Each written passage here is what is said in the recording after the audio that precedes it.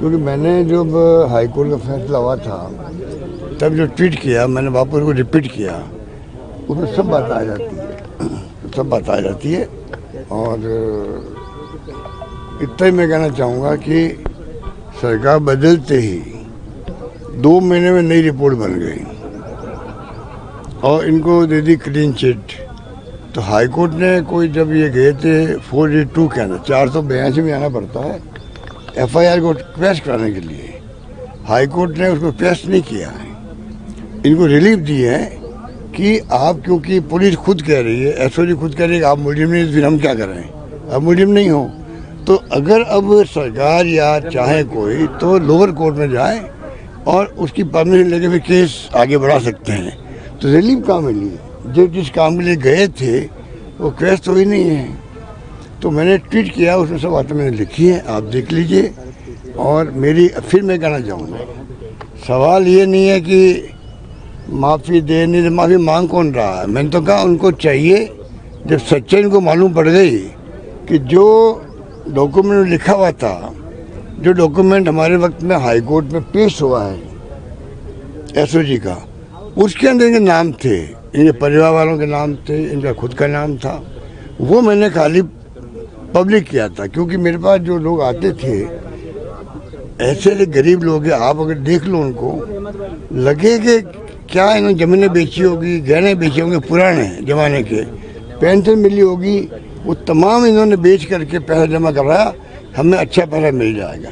और प्रमोट ये खुद करते थे, उस कंपनी को प्रमोट करने के प्रमाण हैं, खबरें आ चुकी है, ये इस प्रकार की उनके आह्वान करते हो पब्लिक को, तो सबको मालूम है। तो मैंने इनको रिक्वेस्ट करी थी भी कि क्यों नहीं हम लोग मिलके, जब आप निर्दोष कहते हो अपने आप को, हम दोनों मिलके बातचीत करें। हम जाएं, बाड़मेर जा सकते हैं, जोधपुर जाएं, और कोई ज़िले में मान लो बड़ी संख्या में लोग हैं, वहाँ जाकर उनको विश्वास दिलाएं। हम सब मिल कर के आपको रिलीफ कैसा मिले, पैसा वापस कैसे आए, उस दिन हम मिल के काम करिए। मैंने ऑफर दी, इसमें क्या गलत काम किया। दूसरी बात मैं कहना चाहूँगा, अगर मान लो कांग्रेस सरकार के वक्त में नीयत खराब होती, तो जैसे इन्होंने 2 महीने में फैसला कर लिया, रिपोर्ट नहीं बना दी और इनको क्लीन चिट दे दी, अगर ऐसा ही तरीका हम अपनाते, हमने तो 2 साल लगाए होंगे, अगर नीयत खराब होती तो 2 महीने वाली रिपोर्ट इनकी तरह तैयार होकर के कई लोग जेल जाते हैं। इनका पता नहीं लगता, जो आज बोल रहे हैं ये, इनको पूछो, हमने कोई ऐसा काम नहीं किया। हम इनके परिवार की महिलाओं को कोई तक नहीं करना चाहते थे, इसलिए कोई एसओजी आगे भी नहीं बढ़ी, क्योंकि हमारे यहाँ ये रिवाज है भाई, महिलाओं को नहीं उसको टच करना चाहिए, क्योंकि महिलाएं तो जो पुरुष कहता है वैसे वो पैसे जमा कराती है। तो महिलाओं का क्या दोष है, इनकी माँ का क्या दोष है, इनकी पत्नी है या इनके जो और भी साले वाले भी मेरे ख्याल उसके अंदर है। तो हमने तो खाली बस जांच की थी, जांच पूरी नहीं, उससे पहले चले गए हाई कोर्ट के अंदर एफआईआर को क्वेश करने, कहता है 482 के अंतर्गत कि मेरी एफआईआर को आप क्वेश कर दीजिए। क्वेश हाई कोर्ट ने की नहीं है, तो ये किस घमंड में बोल रहे हैं, मेरी समझ के परे हैं। मैं इनको फिर कहना चाहूँगा, अगर आप निर्दोष है तो हम साथ निकलें, बातचीत करें, और जो लोग पीड़ित हैं उनको जाके मिलें, और जो संघर्ष समिति हैं उनको विश्वास में लेना भाई हम आपका साथ देना तैयार हैं। उससे तो ये राइट लेफ्ट कर रहे हैं। और मैं मतलब माफ़ी नहीं दूंगा, मैंने कभी नहीं कहा माफ़ी दो या नहीं दो, मैंने तो कहा केस इनको विड्रॉ करना चाहिए। मैं फिर कहना चाहूँगा, मुझे कुछ लोगों ने कहा भी था भाई ये खुद भी चाहते हैं कि कोई केस आगे नहीं बढ़े, हम लोग सब समाप्त करते हैं, कोई झगड़ा है तो मुझे खुशी हुई कि भाई चलो ये भी चाहते हैं झगड़ा समाप्त हो।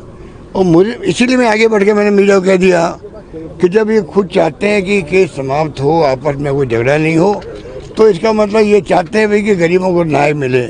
इस भ्रम में मैंने कह दिया जोधपुर के अंदर कि भाई क्यों नहीं हम जब सब मिलकर के इन जो बेचारे कोई सोच नहीं सकता, कुछ लाख लोग कहते हैं, कुछ 1.25 लाख कहते हैं, क्या क्या लोग आए मेरे पास में कपड़े पहनने के लिए नहीं और 25 लाख जमा कर दिए। इसका मतलब जो पुराने लोग हैं ज़मीन बेची होगी, अपने महिलाओं के गहने बेचे होंगे, क्या क्या किया गया होगा। तो मैं अगर मुख्यमंत्री हूँ, गृह मंत्री हूँ, तो मैंने पता किया एसओजी के अंदर तब मालूम पड़ा कि हमने हाईकोर्ट के अंदर लिख के दे दिया है, ये सब मुलजिम है उसके अंदर, अभियुक्त है जो भी कहते हैं इनको।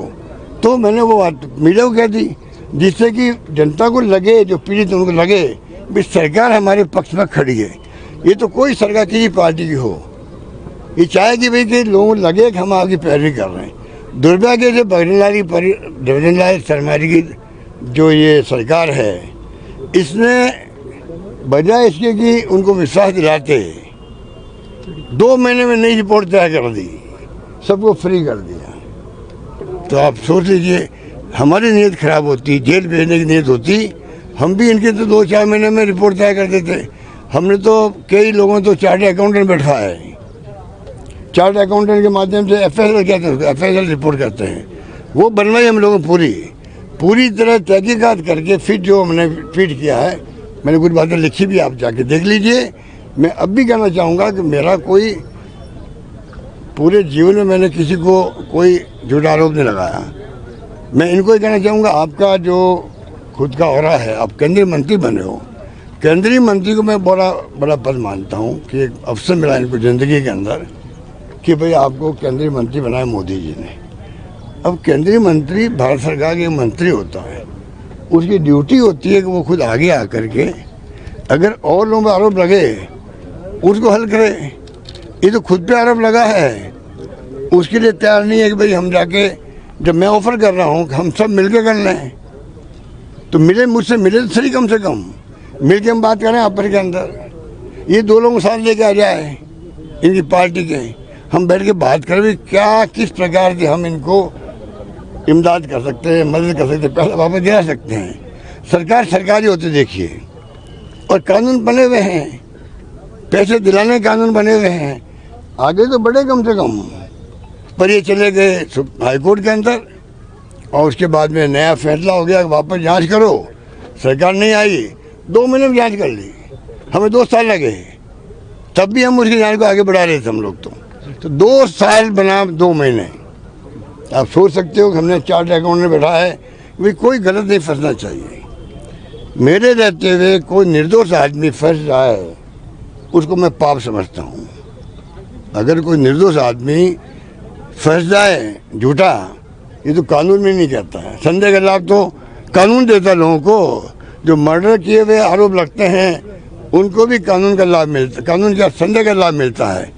ये तो एक ऐसा केस है जिसमें इनको खुद को चाहिए था आगे आके बातचीत करें। अभी मैं कहना चाहूँगा, देरी नहीं हुई है, वो बहुत परेशान लोग हैं, अधिकांश 80% तो राजपूत होंगे उसके अंदर, इनकी कम्युनिटी के। मुझे अफसोस इस बात का भी है, कोई नेता आगे नहीं आ रहे हैं, ना इनकी कम्युनिटी का आ रहे हैं, ना दूसरे आ रहे हैं। तो ये ड्यूटी की खाली हमारी है क्या, मेरी अकेले की है क्या? पूरे समाज को आगे आना चाहिए। नेताओं को नेतागिरी करते हैं उनको आगे आना चाहिए, और गरीबों की बात करनी चाहिए। यही तो राजनीति कहती है, यही डेमोक्रेसी कहती है। उसमें कोई आगे नहीं आता क्योंकि केंद्रीय मंत्री है।